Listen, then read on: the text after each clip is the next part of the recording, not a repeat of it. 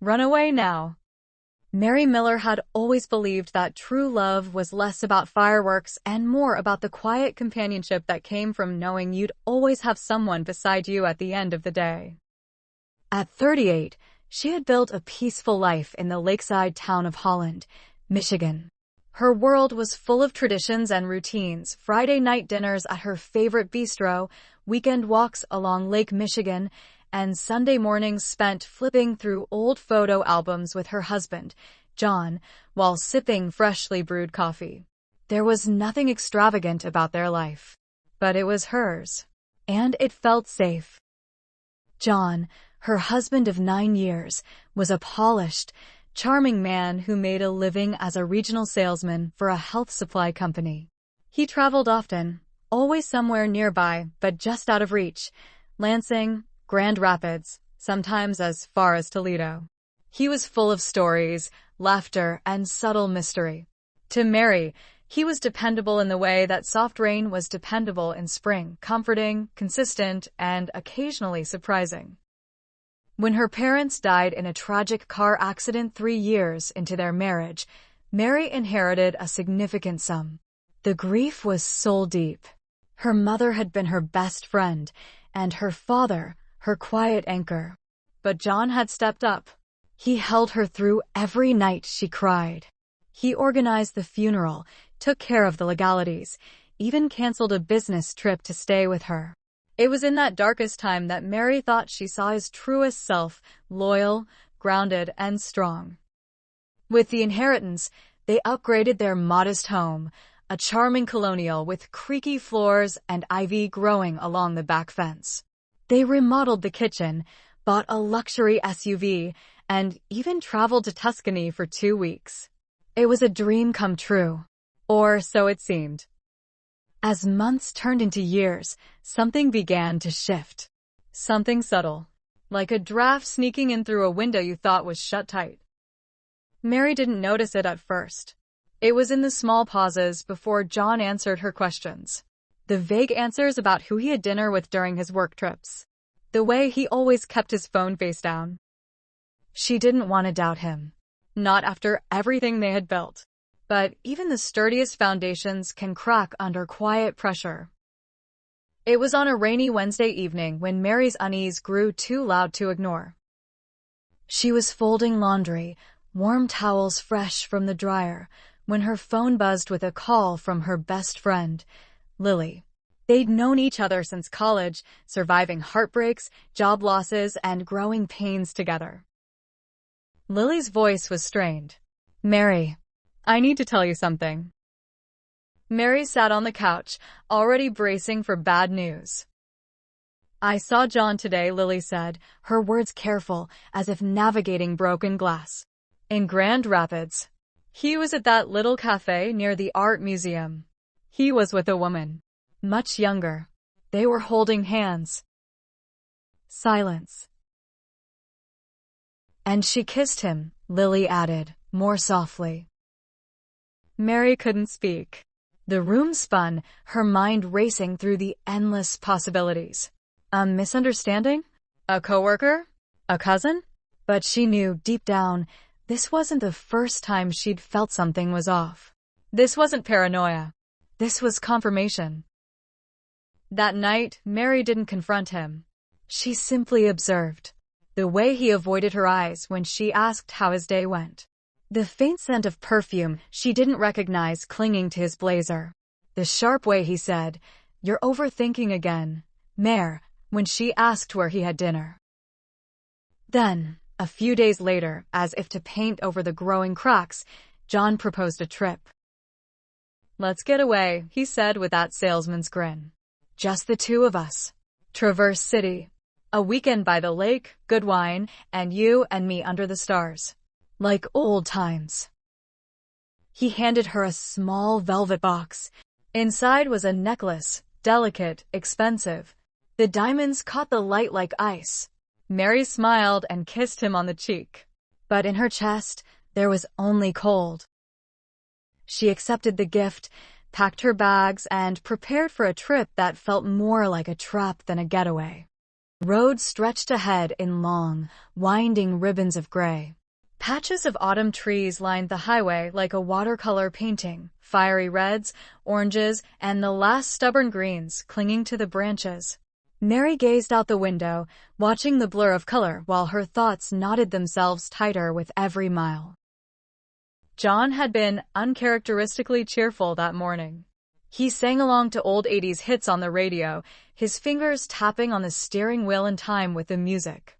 At one point, he reached over and squeezed her hand, smiling. But his eyes didn't quite match the smile. Mary had trained herself not to jump to conclusions. She had spent years practicing trust, building a marriage on the foundation of belief in the man beside her. But now, that foundation felt like sand.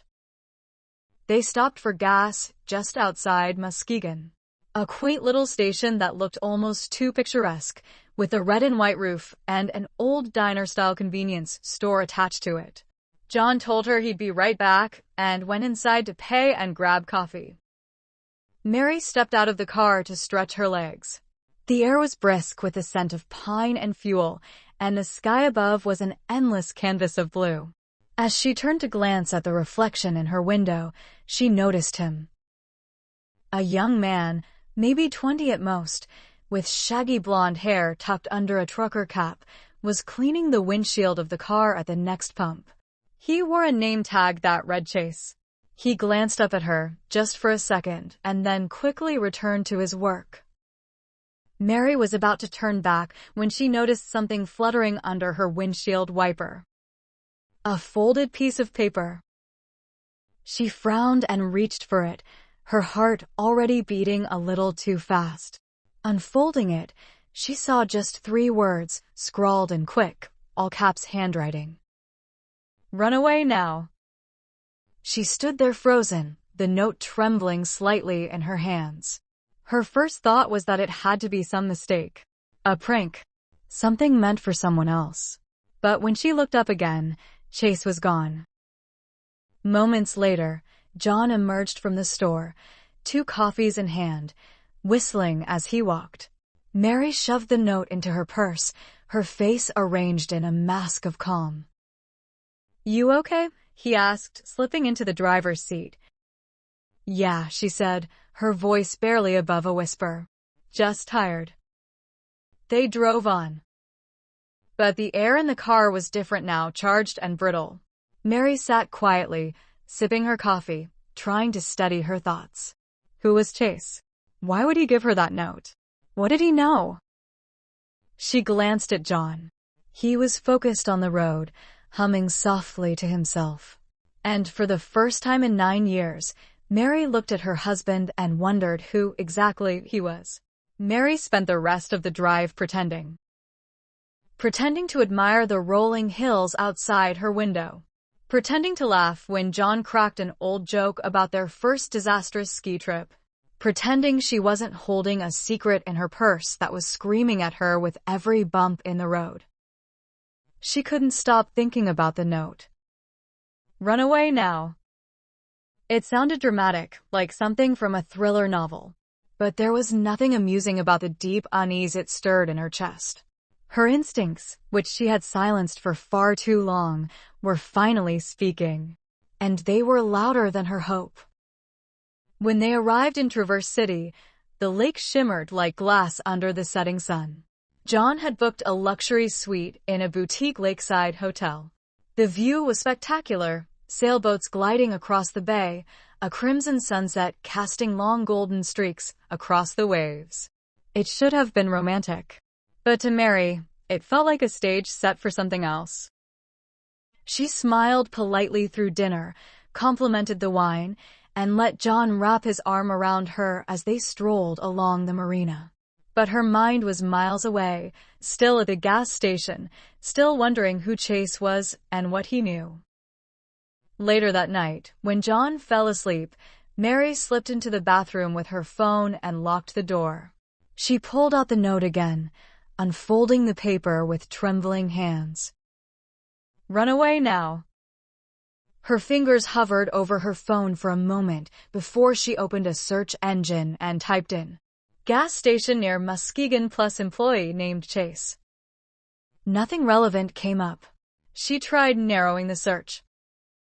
Finally, she found a Yelp review for Tommy's Gas and Grub just outside of Muskegon.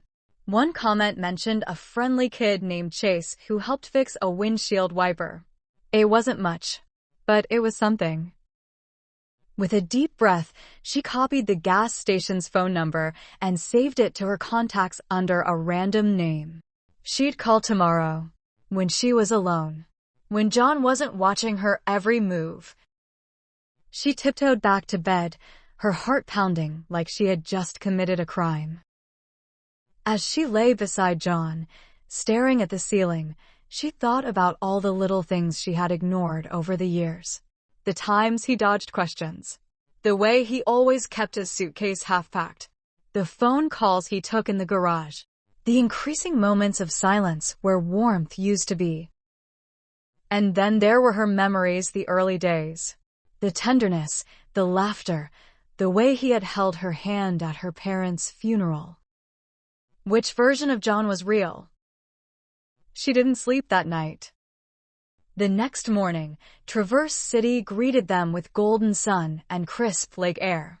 John was in high spirits, he ordered room service, made a show of planning a wine tour, and even suggested a couple's massage. Mary nodded, smiled, and played along. Inside, she was unraveling.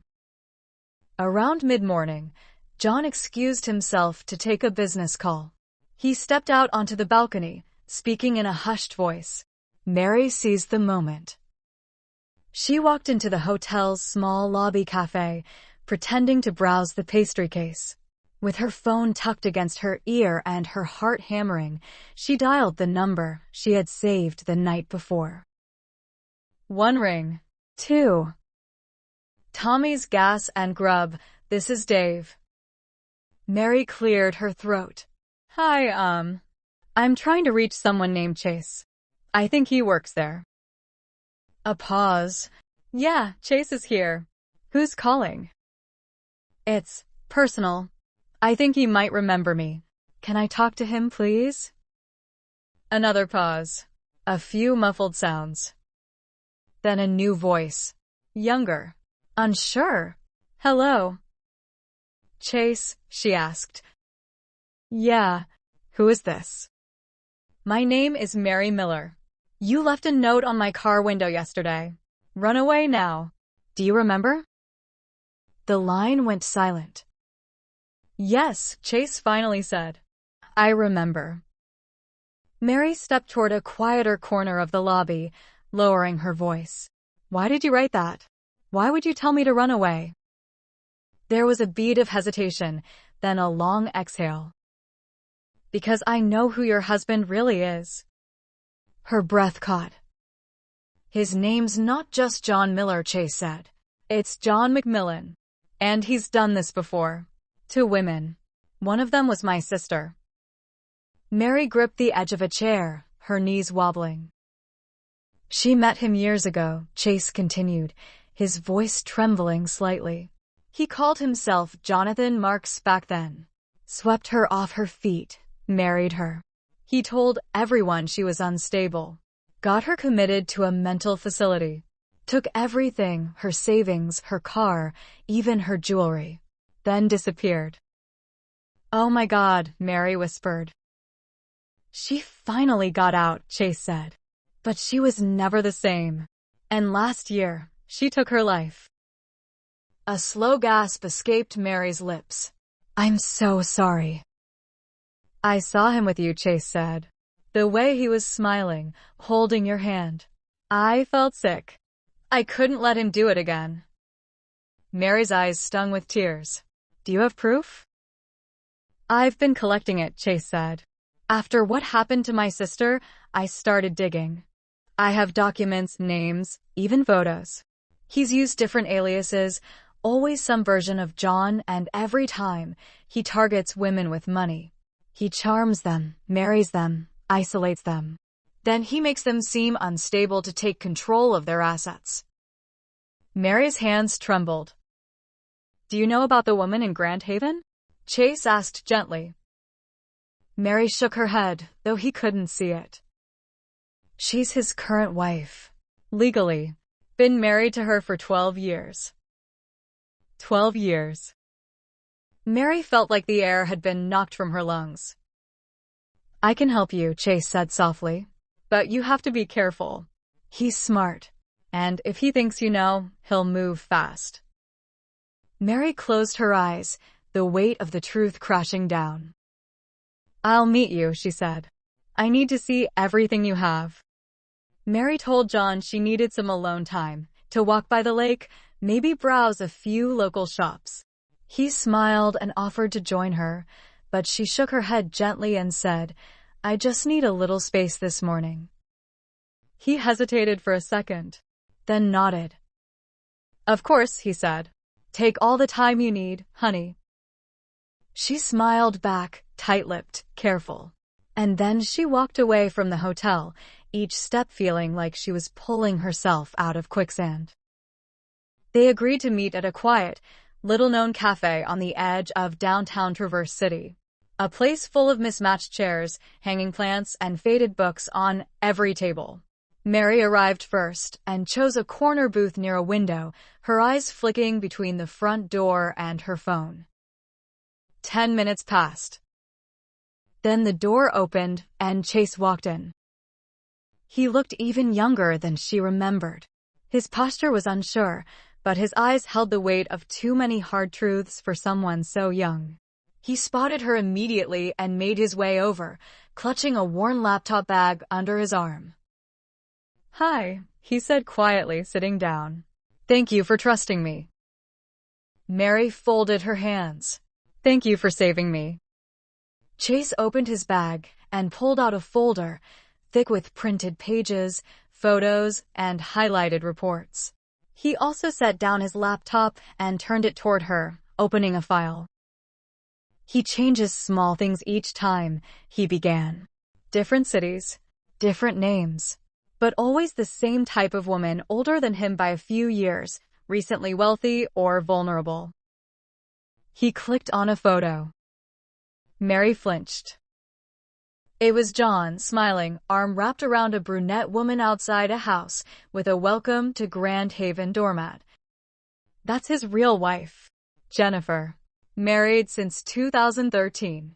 I found their marriage certificate. He pulled out a copy and placed it in front of her. Mary felt nauseous. 12 years. Chase nodded.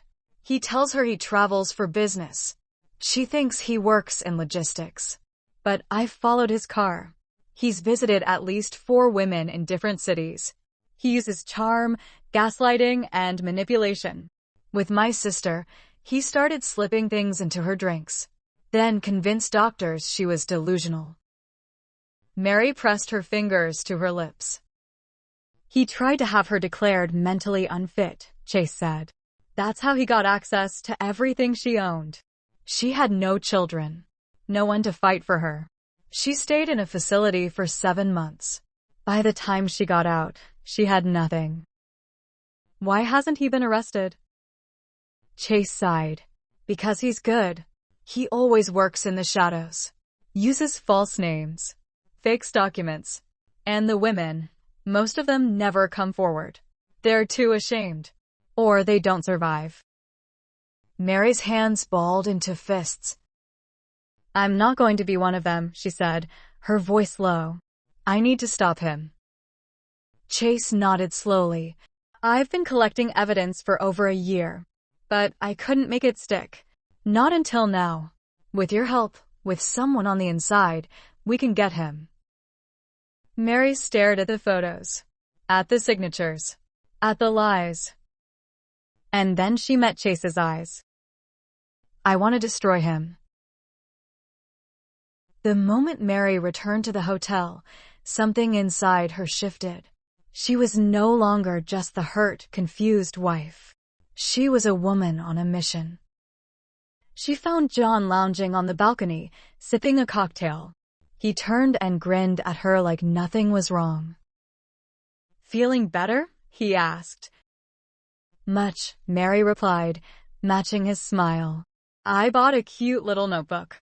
Figured I'd journal a bit this weekend. He chuckled. That's adorable. You always were the sentimental type. He didn't notice her trembling fingers, or the slight edge in her voice. He didn't know that her new journal was actually a voice-activated recorder tucked into her handbag, and that she had just texted Chase and a private investigator to meet again that night, discreetly. Mary kept her phone on silent and her instincts on high alert. That night, after John fell asleep with a half-empty bottle of wine on the nightstand, Mary crept into the bathroom and turned on the fan. She dialed the number Chase had given her. He answered immediately. You okay? Yes, she whispered. But we don't have much time. I need your investigator. They met again 2 blocks away, near the waterfront, outside a 24-hour diner. Mary wore a scarf and sunglasses, her heart racing in her throat. The private investigator introduced himself as Leo Hartman, a sharp, seasoned man in his 50s with eyes that missed nothing. Chase told me everything, he said. This guy's slippery. But now that you're inside, we have a chance. You're going to need to collect proof. Phone calls, emails, any threats or strange behavior. The more direct, the better.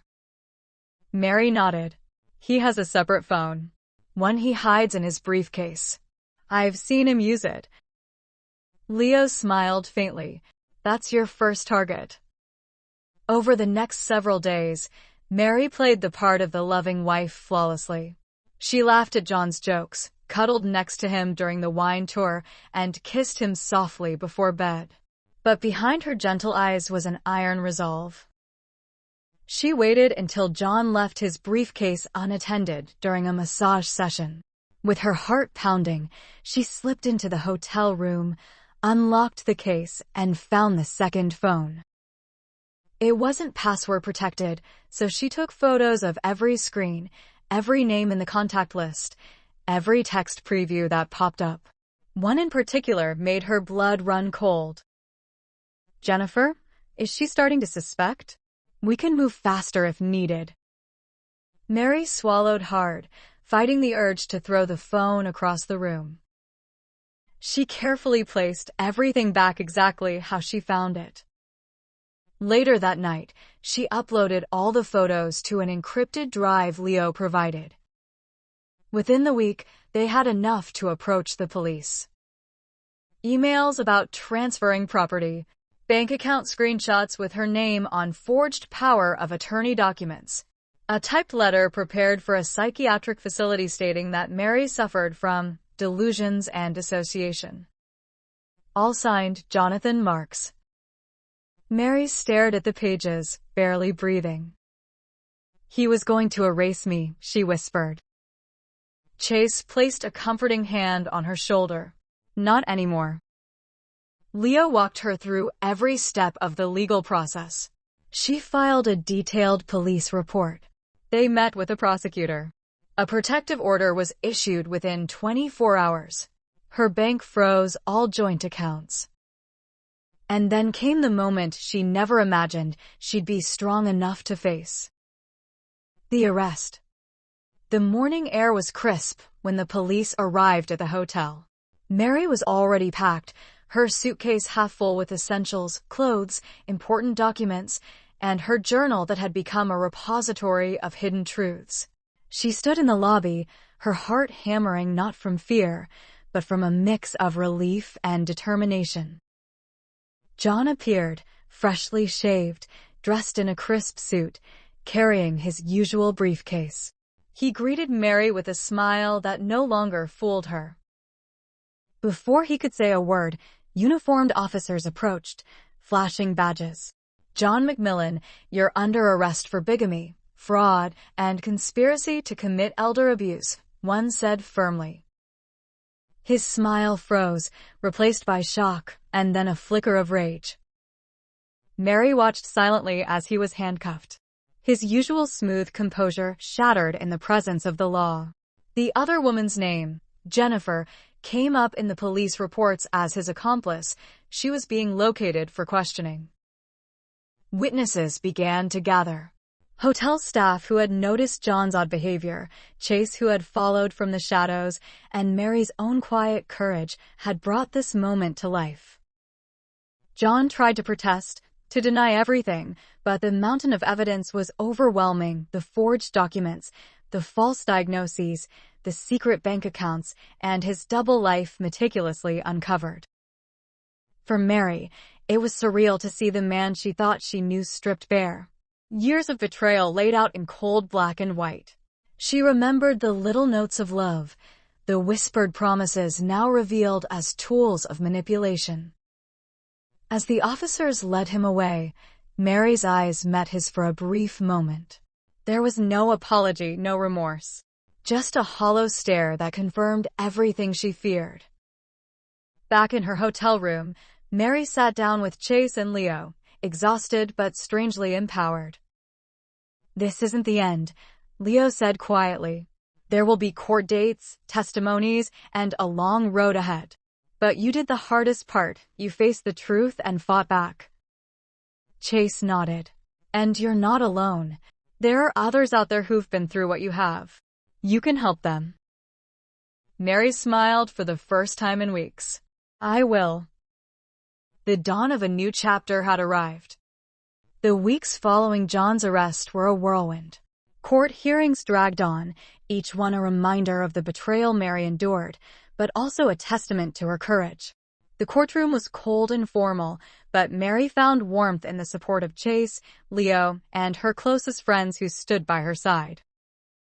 Though the legal battle was grueling, the community around Mary began to grow stronger. Through support groups and counseling sessions, she connected with women who had survived similar schemes, women whose stories echoed her own. Mary realized her pain could become a source of strength, a beacon for others lost in the dark. She began volunteering at a local organization dedicated to helping victims of marriage fraud and emotional abuse. Every smile she inspired, every story she heard, stitched together the broken pieces of her heart. One afternoon, standing by the window of her new home overlooking a quiet neighborhood, Mary ran her fingers over a delicate necklace, the very one John had given her on the way to Traverse City. It no longer felt like a symbol of deceit, but a reminder of her survival. She took a deep breath and reached for her phone, drafting an email to Chase and Leo.